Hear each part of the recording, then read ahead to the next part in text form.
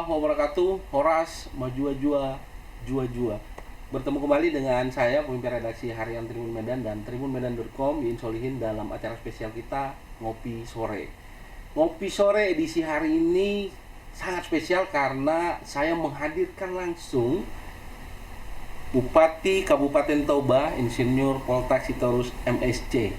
Beliau nanti di 1 jam ke depan akan saya wawancarai terkait tema kita, yakni mindset Batak Naraja, investasi masyarakat Toba di masa depan. Apa itu Batak Naraja? Akan kita bahas nanti, akan kita kupas tuntas bersama Pak Poltak nanti dalam 1 jam ke depan. Tribuners, wawancara eksklusif berupa Ngopi Sore ini merupakan acara yang kami siapkan secara eksklusif untuk Tribuners dengan mengundang tamu-tamu spesial dan tamu-tamu istimewa kami. Di dalam Ngopi Sore ini akan kami siarkan secara langsung melalui YouTube, Instagram, TikTok, dan Facebook Tribun Medan. Pak Poltak, bagaimana kabarnya hari ini? Sehat. Terima kasih. Harus menempuh beberapa jam perjalanan untuk tiba di Studio 1 Tribun Medan. Terima kasih Pak, kesempatannya sudah hadir di studio kami. Iya, senang berada di sini. Pak Poltak, kami biasa menyapa audiens kami dengan Tribuners. Iya. Jadi Tribuners adalah pembaca dan pemirsa tayangan kami biasanya. Horas, Tribuners. Nah, Tribuners, kita masuk saja langsung dalam sesi wawancara bersama Pak Poltak. Pak Poltak, kita mengangkat tema mindset Batak Naraja, investasi masyarakat Toba di masa depan. Tentu ini adalah bangun besar yang nantinya ada tujuan yang ingin Bapak capai dalam Batak Naraja ini. Apa sih sebenarnya itu? Tapi sebelum kita masuk ke sana, ini adalah, kalau saya tidak salah Tribuners, ini adalah tahun ketiga Pak Poltak memimpin Kabupaten Toba. Pak, dalam 3 tahun perjalanan ini, capaian apa saja yang menurut Bapak sudah sejalan dengan visi dan misi yang Bapak susun sebelum menjabat sebagai Bupati Kabupaten Toba? Silakan Pak. Iya, terima kasih Pak Solihin. Sebenarnya kalau ngopi sore itu enakan di pinggir Danau Toba. Pinggir Danau Toba, siap. Apalagi sunset kita lihat indah sekali di sana. Tapi saya juga senang ada di Tribun Medan saat ini. Ya, Horas Tribuners. Ya, terkait capaian yang kita kerjakan selama 3 tahun ini, menurut saya luar biasa. Kenapa? Karena visi kita itu menjadikan Toba unggul dan bersinar. Ya, ini Toba unggul dan bersinar. Itu harus kita capai.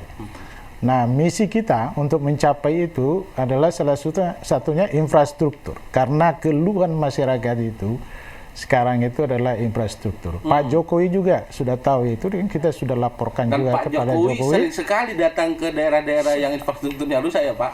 Sudah hampir 6 kali ke Toba sebenarnya. Ya? Jadi, dan Toba satu di antara zona yang menurut saya sering sekali didatangi oleh pemimpin-pemimpin kita di tingkat nasional. Iya, karena daerah kita itu kan DPSP, Pak, daerah pariwisata super prioritas. Maka infrastruktur itu salah satu yang harus kita perbaiki. Tapi bukan hanya untuk pariwisata, tapi kita itu kan hampir 70% itu petani. Maka untuk menjaga supaya jangan inflasi kita itu naik terus, maka kita harus lihat jalan-jalan ke usaha tani, jalan-jalan ke daerah produksi tani, itu apakah sudah bagus atau tidak. Maka sekarang prioritas kita itu Pak. Jadi yang kita kerjakan selama ini, ya sudah ada kenaikan. Di tahun pertama itu kita selesaikan 41 kilo.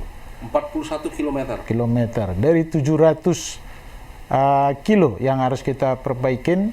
700 kilo itu dalam konteks infrastruktur yang rusak atau bagaimana Pak? 61% itu rusak berat. Bayanginlah itu yang harus ditanggung oleh petani akibat daripada rusak, harga daripada. Dan tadi prioritasnya Bapak itu adalah infrastruktur yang menjangkau tadi, pusat-pusat pertanian. Betul. Jadi sekarang itu kan kita super prioritas kita pertanian, pariwisata, pendidikan, pertanian. Maka semua sektor OPD kita ya harus mengarahkan pembangunan ke menuju yang 3 ini. Ya, terutama sebenarnya pariwisata sekarang. Top priority kita pariwisata. Maka jalan yang harus diprioritaskan untuk diperbaiki adalah yang menuju pariwisata.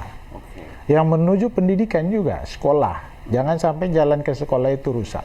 Yang menuju ke pertanian juga, jangan sampai ke sana rusak. Jadi prioritas kita. Yang lain yang kedua itu. Dari ya bersyukur capaian tadi udah kita capai, ya ada kenaikan itu yang saya bilang tahun pertama itu selesaikan 41 kilometer. Okay. Nah, jadi kemudian juga di bidang pendidikan. Nah, Toba itu melejit itu. Dulu kita sempat tertinggal dari Samosir aja, sempat kita tertinggal sebelum dari Pulau saya itu. Samosir? Iya, Samosir. Kabupaten Samosir.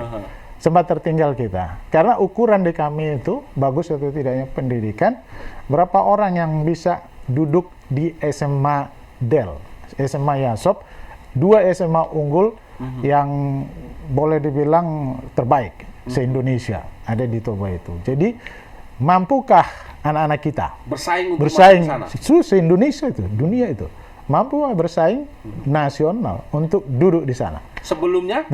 Sebelumnya kita di bawah. Nah, setelah kita programkan, maksudnya kita fokuskan ke sana, kita buat kelas unggulan.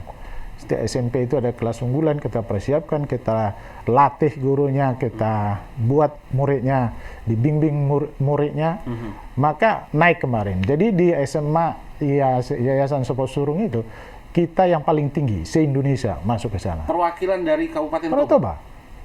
Yang tadinya di bawah. Ya kan? Nah, kemudian di Del kita nomor 2 setelah Medan.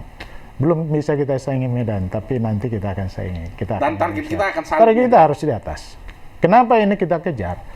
Karena kalau misalkan anak-anak kita masuk ke sana, Pak, itu nasibnya itu akan berubah.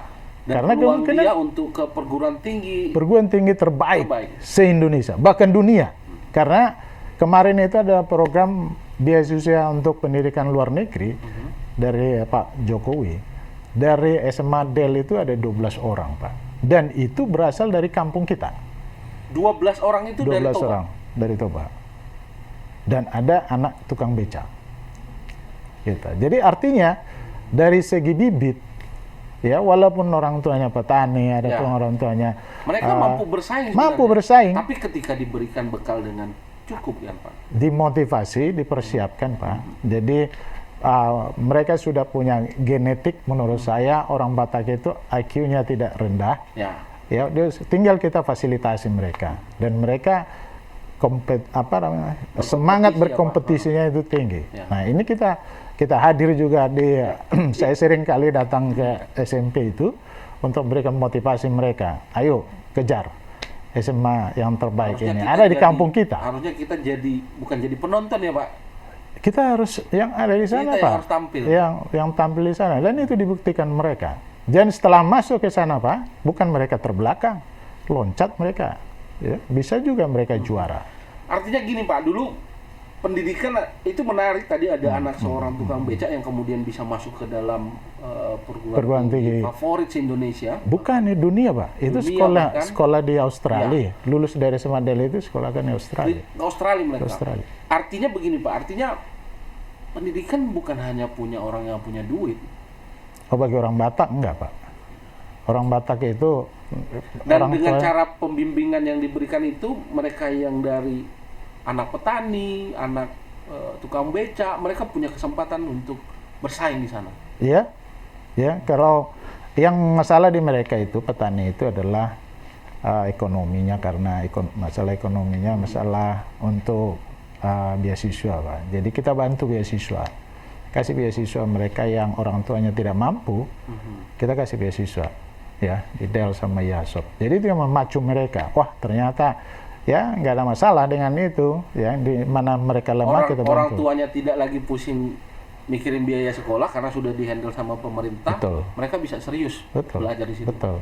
Dan mereka mampu bersaing dengan orang kota. Nah, pendidikan. Nah, kemudian yang ketiga, capaian kita di bidang pariwisata. Ya, ini kan daerah kita ini DPSP, daerah pariwisata super prioritas. Kita nggak boleh diam. Ini kenapa dikasih Pak Presiden Jokowi ini DPSP? Tentunya itu alasannya sangat tepat sekali, karena dulu sebenarnya kita itu bersaing dengan Bali, Pak. Ya. Tahun-tahun 60-an, ya wisatawan dari luar negeri datang ke Samosir, dan banyak juga anak-anak kita yang pintar bahasa Inggris karena ketemu dengan wisatawan. Kemudian 80 pembangunan di Bali itu agak lebih fokus pariwisata, maka daerah kita tertinggal. Nah sekarang Pak Jokowi sudah tetapkan kasih super prioritas, DPSP, artinya ini sudah peluang kita besar di situ. kita ambil Kabupaten Toba menjadikan itu super prioritas. Maka waktu kemarin itu adakanlah di sana F1 powerboat, ya, dan ini semua pihak terkait terlibat di sana, bukan hanya kita kabupaten, sampai Pak Luhut begitu sangat serius itu sehingga itu bisa terjadi. Jadi ini kan harus kita support, ya, pemerintah daerah itu harus mengerti kenapa ini dijadikan DPSP. Jadi karena nantinya manusia ini, Pak, akan cenderung untuk jalan-jalan. Ya. Jadi suatu daerah atau suatu negara yang tidak punya daerah pariwisata, daerah pariwisatanya akan ketinggalan. Akan sulit dia. Akan ketinggalan dia. Padahal dengan pariwisata ada banyak dampak yang luar biasa. Oh iya, lihat aja sekarang Timur Tengah, ya, sudah tidak mengandalkan minyak lagi, sudah mengandalkan pariwisata. Itu dari yang nol, Pak. Ya, apa yang dilihat di padang gurun, itu kan ciptaan manusia semua. Tapi dia bisa konsep. Bisa ciptakan destinasi. Apalagi kita yang sudah Tuhan kasih dengan begitu cantik, alam yang luar biasa. Bapak tahu itu storytellingnya Danau Toba, 75.000 tahun yang lalu. Ya. Itu letusan Gunung Toba. Historical itu sungguh luar biasa. Dan tidak ada di dunia ini, Pak. Ini perlu Bapak catat, kita catat, hanya 2 peristiwa yang membuat manusia hampir punah. Satu, air bah. Yang kedua, letusan Gunung Toba. Dan itu ada di kampung kita, Pak. Ini kan sesuatu bagi dunia itu, wow. Kalau ada di sana, yang luar biasa bahwa dampak Danau Toba itu juga sampai ke dunia sana. Eropa gelap. Iya, menurut penelitian dari orang Amerika, ya, para profesor di sana, katakan bahwa waktu itu meletus 5 tahun dunia yang gelap. Dan diperkirakan manusia yang hanya sisa berapa persen saja hidup, yang waktu itu hanya 5.000, Pak. Jadi Bapak yang ganteng ini keturunan yang 5.000 itulah. kita ini semua. Yang sisa yang bisa bertahan. Bisa 5.000 keturunan itulah kita. Bayangkanlah, Danau Toba itu, letusan itu merubah peradaban manusia pada saat itu.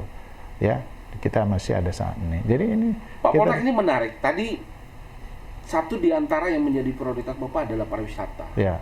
Kita sudah pernah mencoba melakukan event internasional F1 Powerboat waktu itu. Saya hadir langsung di sana, Pak, melihat bagaimana luar biasa. Tentu ada evaluasi, Pak, yang kita lakukan. Tadi Bapak menyinggung bagaimana kemudian pariwisata Bali yang bisa tumbuh. Nah, kita punya momentum dikasih kesempatan dengan pariwisata super prioritas dari pemerintah RI. Ada story, ada historis yang narasinya bisa kita bangun dengan baik. Ada alam yang juga begitu indah. Lalu apa tantangannya, Pak, bagi masyarakat kita? Di Bali misalnya, Pak, ketika kita datang di Bali, masyarakatnya menyambut dengan baik. Mungkin nggak ada pungli di sana.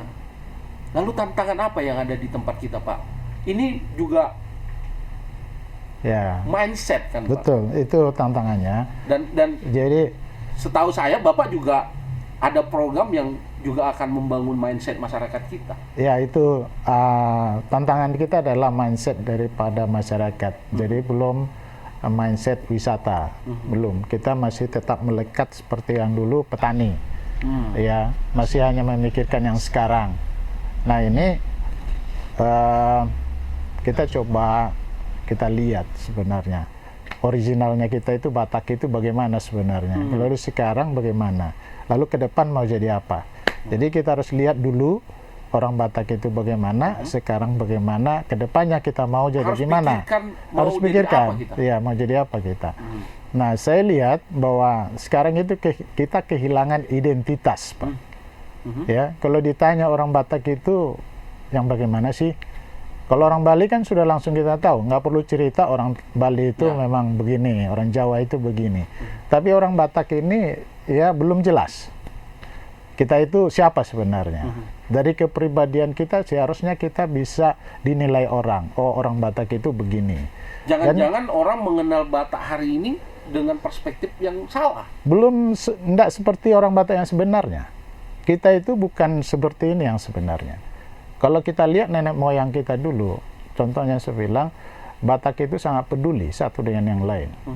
Ya, sebagai nama Rugamo. Nah, inilah yang kita sebut sekarang saya coba kita sama-sama wujudkan ini. Sekarang ini belum kelihatan siapakah orang Batak itu. Lalu coba kita jawab, yang benar sebenarnya Batak itu adalah Batak Naraja. Nah, Tribuners, ini tadi masuk ke tema kita, yakni mindset Batak Naraja. Itu yang sekarang Bapak bangun di masa kepemimpinan Bapak untuk membangun mindset Batak Naraja ini. Iya, jadi karena orang Batak itu kan dari dulu sudah dikatakan bahwa dia itu anak raja boru raja. Jadi kalau dikatakan orang Batak itu jadi pelayan agak susah. Jadi kita harus masuk dari budayanya, merubah mindsetnya. Kita kembalikan dia kepada yang sebenarnya nenek moyang kita, hakikat asal kita, identitas kita yang sebenarnya. Jadi saya simpulkanlah bahwa Batak ini sebenarnya adalah Batak Naraja. Kenapa saya bilang Batak Naraja? Karena sebenarnya Batak itu dibilang Batak Raja Boru Raja, tapi itu bukan kerajaan. Jadi orang Batak itu bukan raja dalam bentuk kerajaan yang ada pemerintahannya, bukan, tetapi itu sebenarnya penghormatan itu kepada orang Batak itu, makanya sebutlah orang Batak itu Raja Boru Raja. Nah, Raja Boru Raja itu harus punya kepribadian, iya, kepribadian, karakter. Itulah yang kita sebut dengan Naraja. Naraja itu mengatakan kata sifat, karakter. Karakter daripada orang Batak itu.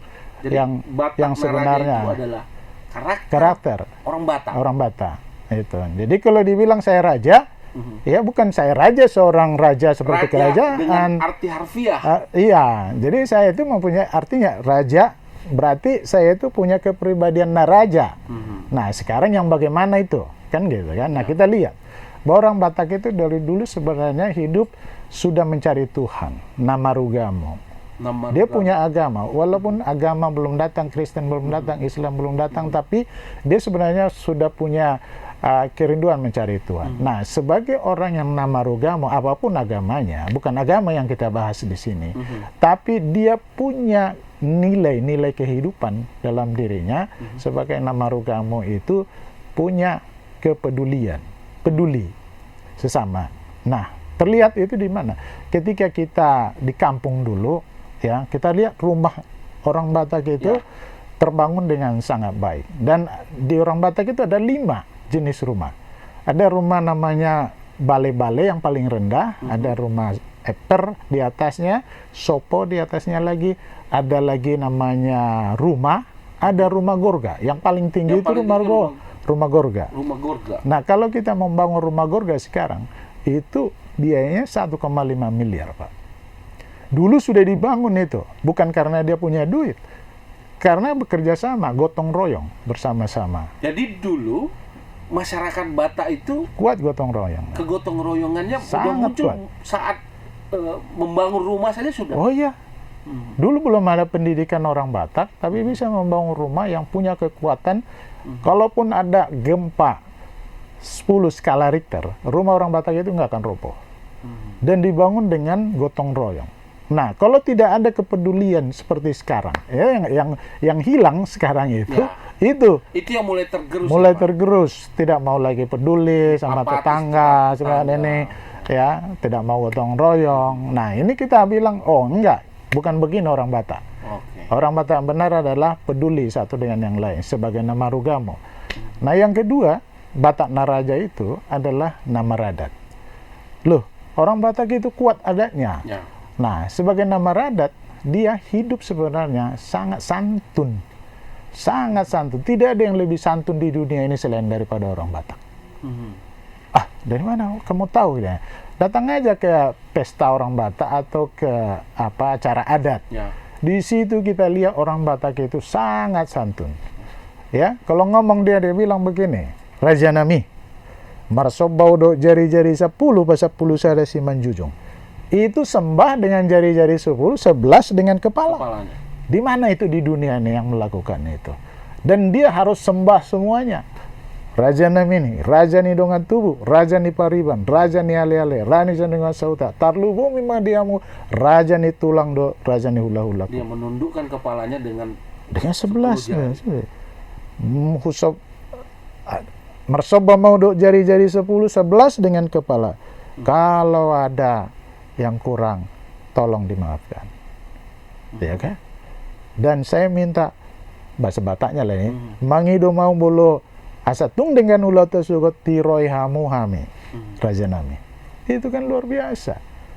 Nah, ini hilang dalam kehidupan sehari-hari. Dan nilai-nilai ini, cara-cara seperti ini, kita juga sudah mulai sulit mendapatkan. Nah, makanya kita bilang, enggak, kita harus kembalikan kita ke situ. Kita bikinlah Tonggo Raja. Jadi kita kembalikan seperti orang Batak dulu melakukan keputusan musyawarah di desa itu dengan Tonggo Raja. Dan Tonggo Raja orang Batak itu sangat kuat, mengikat, Pak. Nah, jadi apa yang disimpulkan, keputusan yang diambil di dalam sangat mengikat. Jadi sangat santun orang Batak itu. Jangan dibilang orang Batak itu tidak santun. Originalnya kita. Nah, ini harus kita kembalikan. Ya, makanya kita buat salam kita itu yang benar adalah bukan gini, Horas. Enggak, Pak. Yang benar adalah Horas. Tribunal saya salah tadi, Horas saya begini. Harusnya begini ya, Pak? Iya, begini, Pak. Horas. Ini namanya Horas, sembah 10 dengan jari 10 jari-jari dengan 11 dengan kepala. Horas. Itu salamnya orang Batak sebenarnya. Nah, yang ketiga, Pak, Batak Naraja itu. Batak Naraja itu namar parbinotoan. Pandai parbinotoan. Iya, artinya itu pandai dan bijaksana, Pak. Pandai dan enggak cukup pandai. Pandai dan bijaksana. Pak Bupati, kita kan dulu. Tribuners, ini semakin menarik perbincangan kita tentang Batak Naraja. Bagi Tribuners yang keturunan Batak, sudah selayaknya menyaksikan tayangan ini. Karena ada kandungan nilai-nilai yang luar biasa yang harus kita dapatkan dan kita pertahankan sampai hari ini. Sudah dikaruniai alam yang bagus, ada historical tentang alam kita yang oke. Rupanya kita punya satu lagi, adat dan budaya yang luar biasa. Luar biasa. Yang hari ini mulai tergerus, Pak. Pak Bupati, tahan dulu. Tribuners, tahan dulu, kita break sejenak. Kita kembali setelah pesan-pesan berikut ini. Minum kopi dulu. Kita ngopi dulu.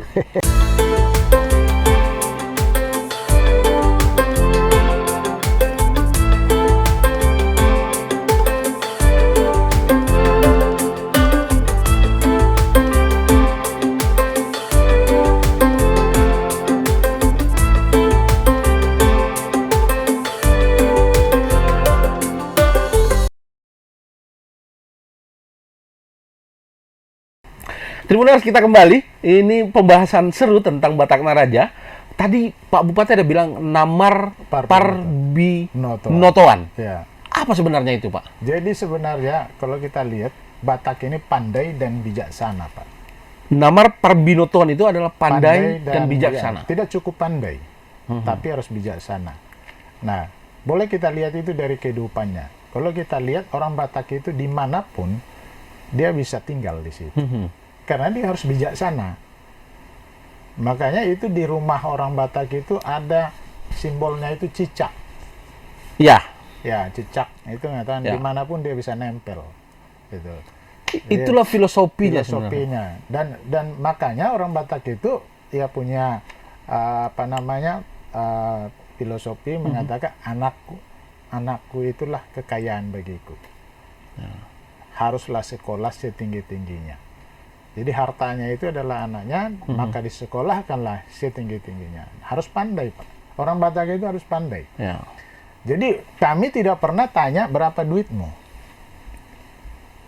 Tapi kami bisa bertanya anakmu sekolah di mana. Jadi kalau anaknya sekolah, bangga dia. walaupun nggak punya harta dia. Nggak bikin rumah, nggak punya rumah, nggak apa-apa, asalkan anaknya sekolah. Nah, kemudian bijaksana. Perlu kita katakan bijaksana itu, orang Batak itu sebenarnya dari dulu cenderung untuk melakukan apa yang dia tahu. Oke. Tidak hanya pinter aja, tapi dilakukan apa yang dia tahu. Jadi makanya dulu orang Batak itu, ya sedikit dia tahu, ya itu dilakukan. Jadi makanya orang Batak itu sebenarnya senang perubahan. Dia nggak stay, bukan fixed mind orang Batak itu. Jadi tapi growth mind. Dia pikirannya itu cepat mau berubah. Dan dia bisa menyesuaikan di mana dia berada. Bisa menyesuaikan.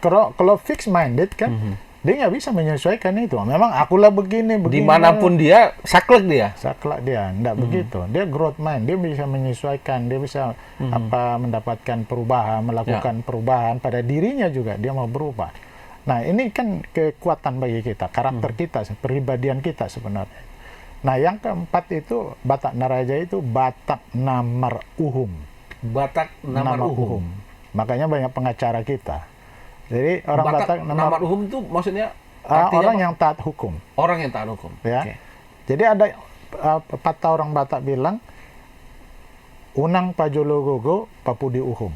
Jangan dahulukan kekuatanmu lalu kau belakangkan hukum. Itu ada itu. Jadi belum ada hukum, ya udah punya prinsip itu dia. Nah, jadi bagaimana orang Batak bikin hukum? Karena dulu kita belum ada pemerintahan. Nah, itu lewat Tonggoraja. Itu raja-raja itu bertonggo artinya bersepakat, Pak. Di saya pernah membaca itu, Pak. Di Tonggoraja itulah para raja duduk bersama, duduk bersama mengambil kesepakatan itu yang mereka terapkan. Jadi hukum adat. Hukum di desa itu. Padahal peninggalan Tonggoraja kita itu masih ada kan, Pak? Banyak, masih dilakukan sekarang itu. Tapi dilakukan hanya untuk ada acara adat. Okay. Nah, kita mau ini bukan hanya acara adat saja, tapi kita ingin. Dan saya yakin Tonggoraja itu di usia-usia yang sudah tua ya, Pak, yang tahu persis, yang artinya ini juga mesti kita jaga. Ya. Supaya anak-anak kita, cucu-cucu kita, cici-cici kita nanti tahu tentang Tonggoraja kan. Ya, betul. Jadi di adat lah. Kalau sampai sekarang itu yang muda, yang tua, pokoknya kalau masuk adat ada Tonggoraja, Pak. Jadi sebelum besok kita melakukan acara adat kita, Tonggoraja hari ini kita itu Tonggoraja menyepakati apa yang kita lakukan besok. Nah, misalkan kita harus potong apa, misalkan kita potong sapi atau kerbau, beda itu. Tidak sama itu, derajatnya itu beda. Nah, kalau disepakati hari itu di Tonggoraja, katakanlah sapi tidak boleh dirubah itu. Nggak boleh ada yang kerbau. Nggak boleh ada yang babi misalnya. Jadi ketika misalkan yang punya hajatan ini, katakanlah dia berpikir malamnya, aku ingin buat yang lebih baik, kerbau lah. Datanglah dia, besok pagi kasih kerbau. Inilah potong. Dia menyalahi aturan. Menyalahi. Dia akan mau itu. Udah kerjakanlah pestamu gitu deh. Karena kita sudah sepakat tadi malam, atau hari kemarin di Tonggoraja sudah itu harus sapi pakai ya, sapi. Nah, jadi kuat itu mengikat Tonggoraja itu. Dan itu juga dilakukan untuk menyepakati hal yang lebih besar misalnya. Hampir semua. Jadi apa-apa yang di kampung itu, misalkan kalau ada pencuri di kampung ini. Ya, katakan ada kejahatan yang dilakukan di apa sana. yang kita lakukan? Bikin Tonggoraja, disepakati. Tak ada pemimpinnya itu, Pak. Jadi lalu disepakatin lah, oke, siapa yang curi di sini kita usir. Itu hanya lisan aja, disepakati bersama-sama. Nah, ketahuan ada yang mencuri, sama-sama ngusir itu. Jadi sangat kuat, membuat hukum adat di kampung itu sangat tertib. Ya, tertib. Nah, ini artinya jauh sebelum ada hukum positif kita. Oh, sudah. Orang Batak sudah menerapkan ini. Udah. Makanya orang Batak sangat tertib dulu, Pak. Ya, jadi yang 4 inilah sebenarnya orang Batak itu punya. Tapi pertanyaannya sekarang, apakah eksis itu? Pak, sebelum kita lanjut, tadi Batak Naraja itu, mohon maaf Tribuners, saya kurang fasih berbahasa Batak. Mungkin Bapak bisa ulang, ada 4 poin dalam Batak Naraja itu. Yang pertama tadi. Ya, Batak Naraja itu adalah kepribadian Batak. Ya. Satu, sebagai nama Rugamo atau dia peduli, hidup peduli. Hidup peduli. Sebagai nama Radat sebagai dia hidup santun. Santun. Ya. Sebagai Namar Parbinotoan, dia pandai dan bijaksana. Oke. Dan yang keempat? Sebagai Namar Uhum, dia taat hukum. Oke. Gitu. Itulah yang kemudian hari ini Pak Bupati Toba, Pak Polta Sitorus berupaya mengembalikan itu Ya, dalam mewujudkan masyarakat kita. Itu, ya. Tadi yang saya bilang sebelumnya, Tribuners, alam Tuhan kasih kita. Ya. Secara regulasi Presiden sudah kasih itu. Ya. Super prioritas, pariwisata super prioritas. Ada historical Gunung Toba Ya. yang masyarakat dunia Super hari ini tahu. vulkanik. Dan ada satu lagi, ada adat dan budaya kita yang Ya. sangat kuat dengan kalaulah kita bisa kembalikan dengan benar Batak Naraja ini, Ya. Pak. Artinya ada poin plus yang mungkin kita bisa kalahkan Bali dengan Bisa, Pak. Harta karun itu. Ya. Jadi kami nggak perlu seperti orang Bali, nggak perlu kami seperti orang Jawa menjadi orang yang siap menerima wisatawan. Kami jadi orang Batak saja. Tapi sudah jelas sekarang, kalau orang Batak itu yang baik ya Naraja. Ya, kita sama-sama. Nah, tapi sekarang itu memang sudah terkikis. Ya. Nah, sekarang tugas kita, kami pemerintah kabupaten Nih sekarang, pertanyaan saya, bagaimana Bapak mengamplifikasinya kemudian merealisasikan Batak Naraja itu di masa pemerintahan Bapak hari ini? ya, untuk melakukan perubahan ini kan tidak bisa kita seperti membalikan tangan. Yang sudah tua ini sudah berkarat pelan-pelan lah ini. Nah, sekarang kita mulai dari pendidikan PAUD. Pendidikan anak usia dini. Anak usia dini kita ajarkan itu, tapi bukan hanya mereka tahu, tapi mereka lakukan. Nah, contohnya seperti sebagai nama Rogamo kita ajarin mereka peduli. Ya, misalkan peduli lingkungan, tidak buang sampah sembarangan. Peduli temannya, jangan bully temannya. Nah, jadi yang juga masalah kesopan santun itu kita kasih salam, horas ibu guru, ya. Ibu gurunya juga horas anak-anak, ya. Jadi kita kasih mulai dari salam itu dulu, yang simple-simple praktis. Namar Parbinotoan ini ya kita pastikan pengetahuan itu bukan hanya di sini, Pak. Lakukan, mereka lakukan. Dia punya Simple. ilmu, tapi dia Lakukan, terapkan. Biasakan gitu. Buat apa kita tahu banyak, tapi nggak kita berbuat apa-apa. nggak buat apa-apa. Jadi supaya terjadi perubahan itu. Nah, jadi taat hukum, disiplin. Ya, kita disiplinkan mereka, guru juga harus disiplin, anak-anak juga disiplin. Jadi kita juga tahu ini tidak mudah mengerjakan ini, tapi kita bilang pature, terus pature. Artinya itu continue improvement.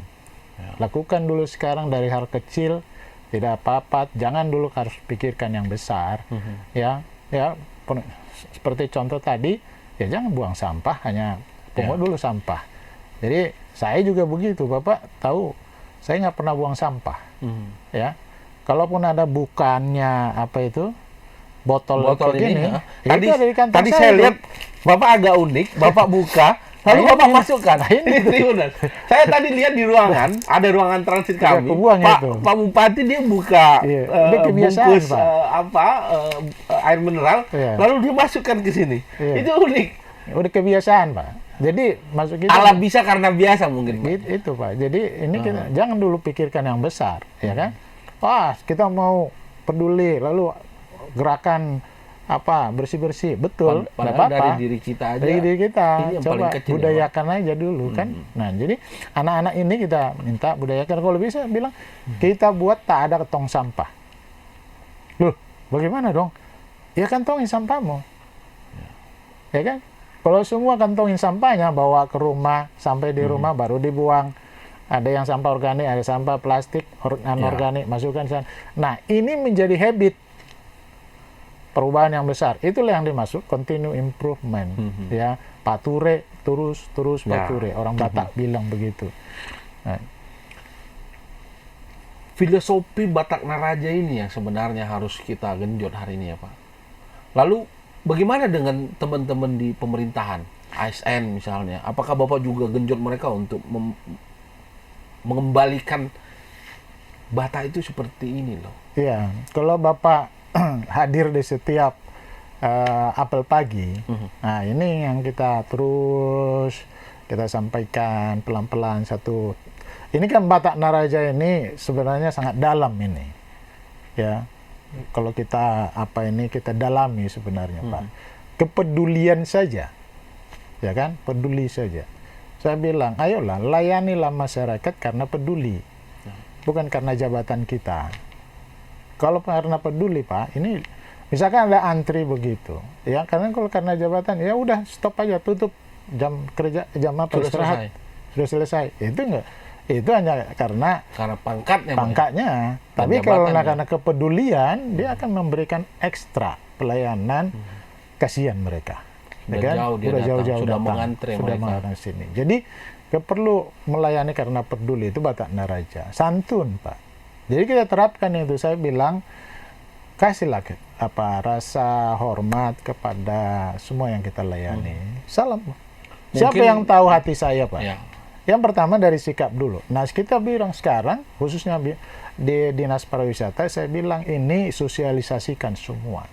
Baik ke hotel, restoran, yang berhubungan dengan pariwisata. Saya bilang salam kita itu bukan gini, horas. Bukan gini, horas. Ya. Makanya mulai sekarang di hotel, di restoran begitu, horas. Dan sudah mulai kita terapkan. Mulai, ya gitu. Nah, mengenai tadi yang Namar Parbinotoan itu, saya bilang itu sama mereka. Tak ada gunanya kau baca buku, banyak pengetahuanmu, tapi satu pun kau nggak terapkan. Ya. Sedikit kau tahu, Google misalkan, tahu, cek, ambil, terapkan. Manajemen waktu, misalkan. Bagaimana manajemen waktu? Google aja manajemen waktu. Oke, tahu, udah, terapkan. Harus bangun lebih pagi, misalkan. Misalkan on time kamu bangun jam 5. Supaya jangan terburu-buru 15 menit, bangunlah lebih awal. Kan itu manajemen waktu kita. Nah, tapi kau tahu itu, kau lakukan, nggak ada gunanya. Ya. Nah, itu Namar Parbinotoan itu kita bilang pandai dan bijaksana. Nggak cukup kau pandai. Harus bijaksana. Yang bijaksana gimana? Dilakukan apa yang dia apa. Nah, taat hukum, disiplin, Pak. Ada absensi kita, absensi online kan? Ya, jangan main-main dengan itu. Ya. Jadi kita terapkan juga itu. Tapi kan seperti tadi nggak seperti membalikan tangan. Ada proses yang panjang mengubah mindset. Yang jelas perilaku itu kan tidak kemudian cepat ya, Pak. Betul. Tapi itu sudah Bapak mulai sejak 2001. Ya, awalnya itu kan kita dapat awalnya saya berpikir itu waktu Pak Presiden bilang revolusi mental. Jadi kulihat gimana melakukan aplikasinya ini gimana di daerah revolusi mental ini. Seperti apa masyarakat kita? Iya, aku pelajari lah masyarakat ini kan, masyarakat Toba ini. Kami ini nggak begini sebenarnya. Udah rusak mentalnya orang Batak ini. Bukan hanya di Toba loh, hampir seluruh orang Batak. Nah, aku bilang bukan yang bagaimana originalnya sebenarnya. Kita temukanlah Batak Naraja itu, kita lakukan revolusi mental. Dalam rangka revolusi mental itulah sebenarnya kita buat itu Batak Naraja ini. Sekarang udah tahu. Kalau orang Batak bilang siapa kita? Nah, saya bilang kau jawab Batak Naraja. Nah, siapa kita? Batak Naraja. Kau tahu sekarang Batak Naraja yang begini. Maka kita upayakanlah tenaga, pikiran, usaha kita untuk mewujudkan orang yang seperti itu. Sekarang ini sudah ada belum, Pak? Itu masih bayangan. Mungkin dari 4 poin tadi, kita masih di poin 1 dan 2. Iya, ada yang kita punya 1, yang orang itu punya 1. Jadi belum komplit dalam diri kita. Tapi kalau nggak kita mulai, Pak, kita makin lupa dengan jati diri. Betul. Jadi yang jelas sekarang sudah ada, sudah tahu. Siapa orang Batak itu? Sekarang kita jawab Batak Naraja. Apakah sudah seperti itu? Belum. Ya, itulah pekerjaan kita sekarang. Ya, itulah yang harus kita teruskan nanti. Jadi masuk juga lewat radio, Pak. Jadi ada juga talk show di radio kita, radio Pemkap. Itulah upaya-upaya kita, Pak. Upaya kita Batak Naraja. Kita bikin lagu. Ada lagu kita, ada tariannya. Ya, itu mensosialisasikan itu sama dengan ini sebenarnya. Jadi Batak Naraja ini kita masukkan semua, Pancasila masuk ke situ, Pak. Ya. Terus rasa-rasanya 4 poin itu ada berkaitan dengan Pancasila. Semua kita, Pancasila masuk. Terus di ASN ada namanya berakhlak. Ya, poin-poin di berakhlak ini masuk ke situ. Jadi ini bukan sesuatu yang baru sebenarnya, cuma udah jelas lah kita punya sekarang kepribadian yang harus kita capai. Jadi kalau Bapak tanya mau dibawa kemana orang Batak ini, cita-cita, kan harus mengapa saya jadi bupati? Kan ada cita-cita saya mewujudkan, jadikanlah orang Batak ini Batak yang unggul. Ya. Yang bagaimana? Naraja. Nah, itulah yang harus kita wujudkan. Itulah kepuasan, Pak. Jadi pemimpin, kalau kita memimpin suatu daerah gitu, aku mau wujudkan seperti ini. Nah, yang bagus ini bukan hanya untuk Toba, Pak. Ya. Jadi bukan hanya untuk Toba ini. Batak Naraja ini sebenarnya bagus untuk seluruh orang Batak. Disadarin gitu. Oh iya, ini kita.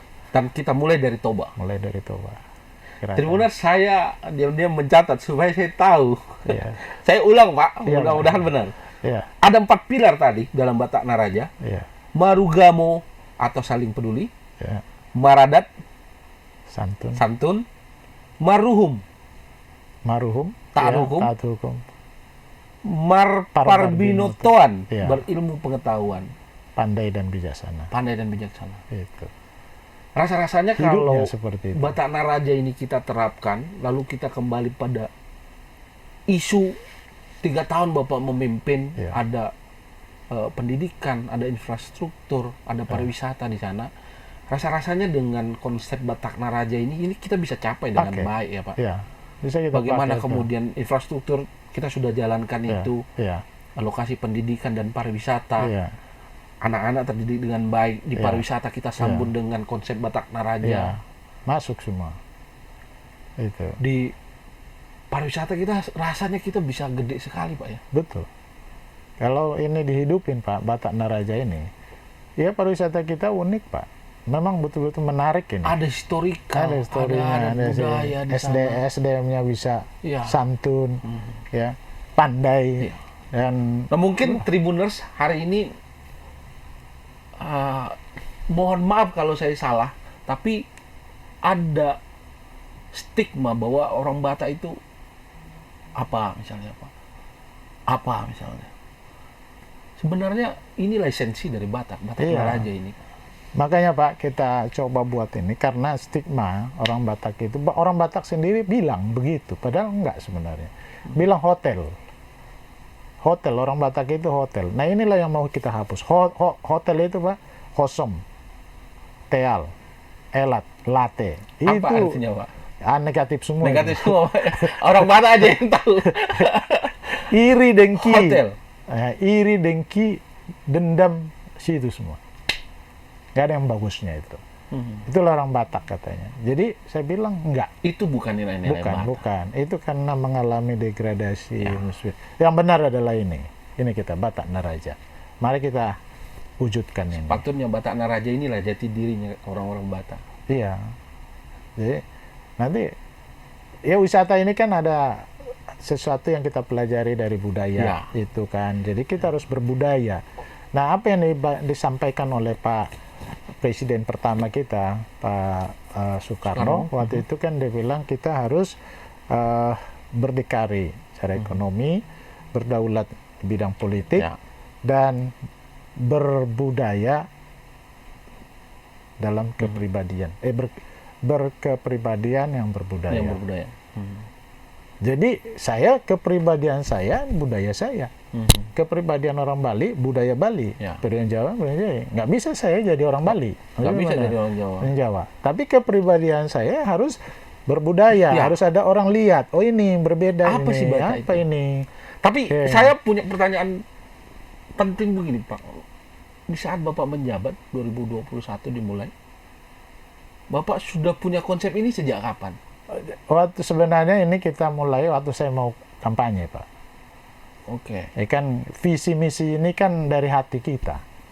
Kau mau jadiin apa Toba ini? Mau buat kemana kan? Jadi bukan kita order itu, bukan pesanan gitu kan? Kita mau jadi apa? Untuk diketahui, Pak Poltak ini adalah backgroundnya pengusaha ya Pak? Iya, kita bisa Pak Poltak Sitorus ini adalah pengusaha yang kemudian mewakafkan dirinya lah untuk menjadi pemimpin daerah. Betul. Dan itu sudah Bapak konsep? Dia waktu kita belum kita dapat partai ini. Itu Ya, Bapak membuat melibatkan visi misi. melibatkan tokoh adat kah, tokoh agama kah untuk mengonsep kemudian ada Batak Naraja ini? Iya, sebenarnya ini perenungan, Pak. Oke. Merenung, ketika merenungkan ini mau jadi apa kita buat ini. Jadi kan kita harus, ya kan ada juga revolusi mental ya. Tentu itu itu berawal dari keresahan Bapak terhadap perenungan masyarakat kita, khususnya masyarakat Batak. Ya, keinginan kita, karena kita belum kita lihat apa sih nilai jualnya orang Batak ini, Oke. kan nggak kelihatan, Pak.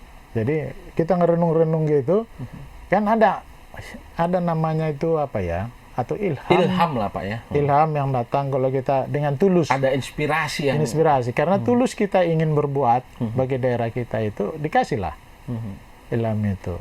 Nah, kita sampaikan ke teman kita, ya gimana menurutmu? Oh ya, bagus sekali, harus begitu. Ini memang betul lah orang Batak itu begitu. Kita gali, baca buku gitu kan. Orang Batak itu sebenarnya bagaimana? Oh ya, dia kan kuat agamanya, kuat adatnya, kuat dia pengetahuan, kuat dia hukum. Oh iya ya, ya 4 ini aja, 4 pilar gitu kan. 4 pilar. Kalau dia orang Batak itu sebut itu Suhyapang Naupat. Suhya Pangnaupat. Iya, ada bakul, ya.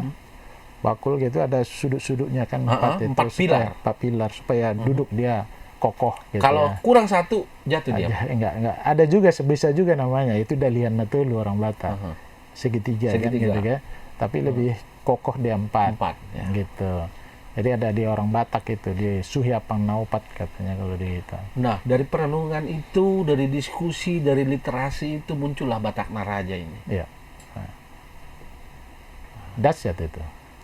Iya, Kak. Saya berpikir ketika masyarakat kita memulai dengan Batak Naraja ini, mereka menyadari bahwa kami itu begini loh. Iya, jadi Ini loh orang Batak. Bapak, kalau kita bicara ini lebih dalam, sebenarnya dalam ini. Coba misalkan Pak, coba kita kupas dengan nama radat itu. Nah, cara komunikasi orang Batak yang sekarang ini, bukan itu originalnya Pak. Bukan seperti yang hari ini. Bukan seperti yang di TV yang dia enggak. Ya. Ya, bukan itu sebenarnya. Yang benar orang Batak itu dia punya namanya Dalihan Natulu. Cara berkomunikasi Dalihan Natulu. Itu unggul di dunia ini. Kalau Bapak juga pakai itu, Bapak selamat dimanapun selamat. Itu 3 ini. Apa? Manat. Manat itu hati-hati. Ya, hati-hati kamu bicara, jangan bikin orang tersinggung. Hati-hati. Menjaga lisan. Jaga. Kalau orang Padang bilang, berjalan pelihara kaki, berkatu pelihara lidah. Itu manat itu. Tapi nggak cukup manat. Ambil hati. Jadi kalau kita bicara itu kepada orang supaya orang itu mau melakukan apa yang kita minta, ambil hatinya. Gitu. Nenek moyang kita sudah tahu sudah diajarkan, ada caranya dia. Ambil hati. Tapi kan agak susah sekarang mengambil hati orang Batak. Terus yang ketiga, hormati. Makanya soba, hormati. Jadi kalau kita pakai yang 3 ini Pak, itulah pola hati-hati, komunikasinya. Cara komunikasi, hati-hati, ambil hati, hormati. Pakai yang 3 ini, selamat. Gak akan kita masuk ke jebak kemana gitu. Hati-hati ngomong. Dan kita bisa meyakinkan orang dengan orang itu senang, nggak tersinggung Pak. Ya, dan di adat itulah yang aku bilang tadi Pak. Waktu kita acara adat, kenapa di adat ini semua bergerak mau melakukannya tanpa bayar 1 rupiah pun. Kadang-kadang kalau orang meninggal Pak, itu harus diurusin 3 hari, 3 malam. Dan orang bantu dia, nggak dibayar itu Pak. Bahkan ada yang datang membawa bantuan. Nggak ada itu minta supaya dia dibayar 3 hari. Padahal gotong royong Pak, suruh dia gotong royong. Dia bilang, adong dohepeng nah, ada duitnya nggak? Nah, agak berbeda. Dulu nggak ada gotong royong itu bayar. Nah, tapi di adat ini, bagaimana supaya bisa begitu? Itulah tadi, hati-hati. Kalau kamu melakukan kegiatan adatmu, hati-hati, jangan sampai ada yang tersinggung. Ya. Terus yang bekerja ini bagaimana? Ambil hatinya. ambil hatinya supaya dia, ya. Caranya bagaimana? Puji dia. Ya. Kasih dia, kau raja, raja, raja, ya. Ini walaupun pihak perempuan biasanya kami yang melakukan pekerjaan itu membantu kan, yang pihak perempuan kami. Nggak boleh dia dikasarin. Nah, Harus dijadikan ambil raja, hatinya. rajanya buruh Iya. kami. Tetap dia bilang raja dia. Ambil hati. Kalau tidak kalian yang membuat pesta ini bagus, Nggak ini bisa nggak akan kami. bisa terjadi. Ya. Ya. Dan mereka akan merasa dihargai, dihargai, gitu ya. Nah, metode komunikasi yang begini kan hilang di kehidupan sehari-hari. Padahal di adat itu Pak, wow, itu dipakai. Ini Jadi luar biasa ya Pak sebenarnya. sebenarnya adat kita itu kalau kita ambil hampir semua suku, sebenarnya ada nilai-nilai positif Ya. yang kalau kita sadari. Bapak tahu kami sebenarnya orang Batak itu punya Pak, aksara kami itu ada. Jadi udah selevel kita dengan apa namanya Yahudi. Loh, punya aksara, punya bahasa, punya aksara. Ya. Korea punya aksara, punya bahasa. Dan aksara kita itu Pak komplit, bagus. Sekarang kita tinggalkan Pak. Kita pakai punya orang. Kita pakai punya orang Latin aja yang kita pakai. Bahasa Batak. Dan makin tergerus ya Pak. Tergerus. Mengapa kita tidak pakai? Nah, saya gerakan sekarang. Ayo aksara Batak kembali. Ya. Nilainya Pak, sangat tinggi Pak. Ini aksara itu. Dari banyak yang kita bisa pakai. Nah, itulah namanya kearifan lokal Pak. Itulah yang kita hari ini terus Bapak Itu gerakan. boleh kita modernisasi, tapi jangan lupakan. tinggalkan kearifan lokal kita. Itulah pesannya Pak Presiden Soekarno Pak. Jadi berbudaya, berkepribadian yang berkebudayaan. Jadi boleh maju, tapi jangan tapi lupakan tetap budaya kita. berbudaya.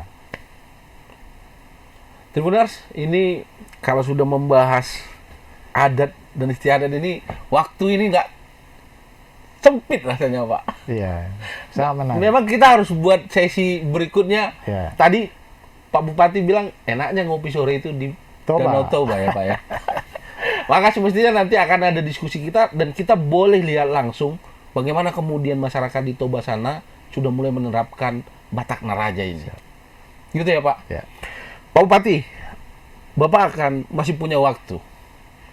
Setidaknya masih 2 tahun lagi ya Pak. Untuk terus menggiatkan Batak Naraja. Setahun lagi, Pak. Setahun lagi Pak ya. Ya, Di kecuali 2000. dikasih perpanjang lagi. Ya. Sebenarnya tak kasih 2 tahun tadi Pak supaya ada perpanjangan nanti. Tentu tadi Bapak bilang tidak semudah membalikkan telapak tangan untuk mengubah mindset, mengubah perilaku, mengubah pola pikir. Dalam waktu 1 tahun ke depan, mudah-mudahan Tribuners nanti memberikan waktu untuk Pak Bupati terus menjalankan programnya, paling tidak di periode kedua. Tentu target harapan apa yang Bapak ingin sampai nantinya dengan program yang hari ini Bapak jalankan, Batak Naraja, untuk tadi program infrastruktur, pendidikan, kemudian pariwisata, tentu ada kesehatan di sana dan kesejahteraan masyarakat, Pak. Iya kan kita ada gambaran kita ke depan ini, ada namanya rancangan pembangunan jangka panjang. Kita tetapkan bahwa Toba ini harus setaraf dengan Bali nantinya. 25 tahun ke depan ini harus itulah sasaran kita, Ya. visi kita menjadikan. Jadi super prioritas kita sekarang adalah pariwisata. Dulu pertanian Pak. Jadi kita switch ini sekarang karena kita tidak, menurut saya, perhitungan saya, sekeras-keras apapun kita kerja untuk mengerjakan pertanian ini, kalau kita hanya mengandalkan ini, kita nggak bisa Nggak bisa. makmur. Nah, ada yang sudah Tuhan kasih di situ. Ya, ada berkah yang luar Berkah biasa. yang terus ya. Tinggal kita touching, ya, kita lakukan perawatan, pemeliharaan, Ya, kita buat pembangunan supaya fasilitas segala tidak usah macam. yang mahal-mahal. Ya, kita yang dari sederhana aja, tapi menjadi sesuatu. Nah, jadi pariwisata inilah fokus kita ke depan ini. Nah, untuk ini kan banyak pekerjaan, Pak. Ya, itulah tadi infrastruktur yang harus Ya. kita perbaikin, SDM-nya harus kita pendidikan, perbaikin, ya. pendidikan itu. Khususnya SDM yang sudah apa namanya tourism mandate ini, ya otaknya ini sudah terima wisatawan itu. Nah, udah ramah dia sudah ramah, sudah dengan peduli. Batak Naraja itu dia akan peduli. kemudian paham Iya. bagaimana cara menerima tamu, Betul. memperlakukannya, Ya, peduli, menghormatinya. Ya, khususnya kepedulian itu, Pak. Jadi wisatawan ini kan punya duit. Ya. Yang datang ke situ bukan orang miskin itu. Tapi kalau nggak dipedulin dia, Kalau diperlakukan dia tidak dengan benar. tidak dengan baik, tidak dengan baik. Jadi itu, ayolah. Nih, jadi kalau nggak, Bali itu kan nggak seperti membalikan tangan. Tahun 80-an, tahun 80, ya mungkin masih sama dengan kita, Pak. Ya. Lalu program-program demi program dilakukan berubah. Nah, sekarang mereka sangat peduli sama wisatawan. Nah, Jepang sama, Pak. Jadi kalau kita ke sana, mereka sangat peduli. Ya. Artinya kalau kita tanya alamat ini, dia antar, Pak, sampai ke walaupun dia harus bayar untuk itu, mau dia. Tapi dia si turis merasa puas karena dia dilayani dengan baik. Nah, inilah kita harus nggak seperti sekarang, kita jelaskan ini sekarang. Jadi ibarat gini, Pak, kalau Bapak punya anak bayi, ya kan, anak bayi, kayak gitulah sekarang masyarakat ini. Jadi sabar kita kan. Lalu, anak kita bayi melakukan kesalahan atau tidak ngerti kita, masa kita langsung pukul? Kita tetesi terus, Pak. Kita terus nasihati, perbaiki, terus nasihati, karena kita percaya dia pasti berubah. Ya kan, dia pasti nanti dia akan dewasa, dia akan ini. Jadi kayak gitu juga masyarakat ini kita anggap, Pak. Sabarlah. Jadi yang mereka pikirkan sekarang ini perut, mana kan gitu kan. Tapi kan itu kayak kita buat F1 powerboat itu kemarin. Buat apa itu kata mereka? Tapi kan kalau kita jelaskan itu, Pak, ini akan membuat apa efek ekonomi nanti ke depan. Nggak paham itu. Kita yang tahu itu perhitungan kita. Jadi sabarlah dengan mereka. Ada dampak. Padahal ada dampak besar dampaknya, domino untuk UMKM, untuk pemilik rumah, jadi homestay segala macam. Iya. Jadi bayangkanlah anaknya Bapak. Jelaskan dulu masa depan sama dia. Iya. Akan susah dia, Pak, ya. Ngerti itu, Pak. Ya. Tapi ketika terus kita ajak, ketika kita sentuh mungkin ya, Pak, ya. Kita lah yang mengerti anak kita ini kan. Wah, anakku ini aku sekolahkan. Main game dia, sibukkan dia, kasih les di sana, kasih les di sana. Jadi kita yang mengatur itu. Kayak gitulah nanti pembangunan Toba ini berjuang. Ya pasti banyak keluhan, pasti banyak kita. Tapi seorang ayah kita yang mengerti semuanya ini kemana kita bawa udah jelas misi itu kan. Ya, itu yang harus kita kejar. Super prioritas kita harus kerjakan ini gitu. SDM kita harus perbaiki, infrastruktur, pendidikan harus, kesehatan.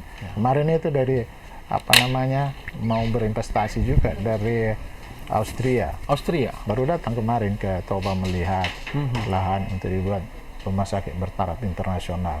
Artinya orang luar juga sudah melirik Toba, Pak.